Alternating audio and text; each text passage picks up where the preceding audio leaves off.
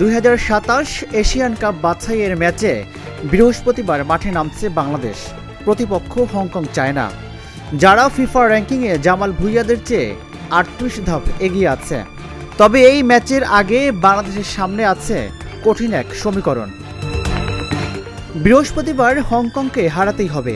সেটা করতে পারলে বাংলাদেশের এশিয়ান কাপ খেলার স্বপ্নটা টিকে থাকবে। হেরে গেলে তো বটেই, ড্র করে বসলেও কাগজে কলমে সুযোগ থাকবে বটে, কিন্তু স্বপ্নটা আদলে শেষই হয়ে যাবে। কারণ শেষ 3 ম্যাচের দুটোতে যে খেলতে হবে প্রতিপক্ষের মাঠে, ফলে 46 বছর পর এশিয়ান কাপে খেলার স্বপ্নটা থেকে যেতে পারে স্বপ্ন হয়েই। এএফসি এশিয়ান কাপের বাছাই পর্বে বাংলাদেশ এবার খেলছে সি গ্রুপে। এই গ্রুপে বাংলাদেশের গ্রুপ সঙ্গী হংকং, চায়না, সিঙ্গাপুর আর ভারত। কাগজে কলমে গ্রুপের সবচেয়ে কঠিন দল ভারত। বর্তমানে 158 নম্বরে থাকা সিঙ্গাপুরের বিপক্ষে ঘরের মাঠে হেরে বসেছিল দলটা। এবার তাদের সামনে র্যাঙ্কিংয়ে 146তম দল হংকং, চায়না। তাদের বিপক্ষে বৃহস্পতিবার জিততেই হবে বাংলাদেশকে, তবেই টিকে থাকবে এশিয়ান কাপে খেলার স্বপ্নটা। এশিয়ান কাপের মূল পর্বে খেলবে স্রেফ শীর্ষ থাকা দল।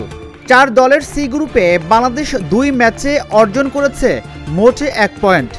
শীর্ষে থাকা এই হংকং, চায়নার ঝুলিতে আছে 4 পয়েন্ট। ভারতের ঝুলিতেও আছে 1 পয়েন্ট। ওদিকে সিঙ্গাপুরের পয়েন্ট 4। বৃহস্পতিবার নিজ নিজ ম্যাচে ভারত ও বাংলাদেশ জিতে গেলে গ্রুপটা জমে যাবে রীতিমতো। 4 দলের পয়েন্টই হবে তখন 4।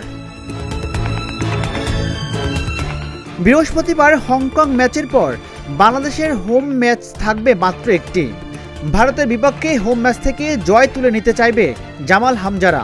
এরপর সিঙ্গাপুরের বিপক্ষে অ্যাওয়ে ম্যাচ থেকেও কামনা ইতিবাচক ফল।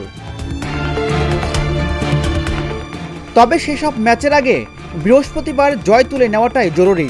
সেটা হলে পয়েন্টের ঝুলিতে মূল্যবান 3টি পয়েন্ট তো বটেই, মহামূল্যবান মোমেন্টটাও নিজেদের পক্ষে চলে আসবে, যা কাজে লাগাবে শেষ 3টি ম্যাচে। হামজারা সেটা করে দেখাতে পারবে তো? রাজিবুল ইসলাম, ঢাকা জার্নাল, ঢাকা।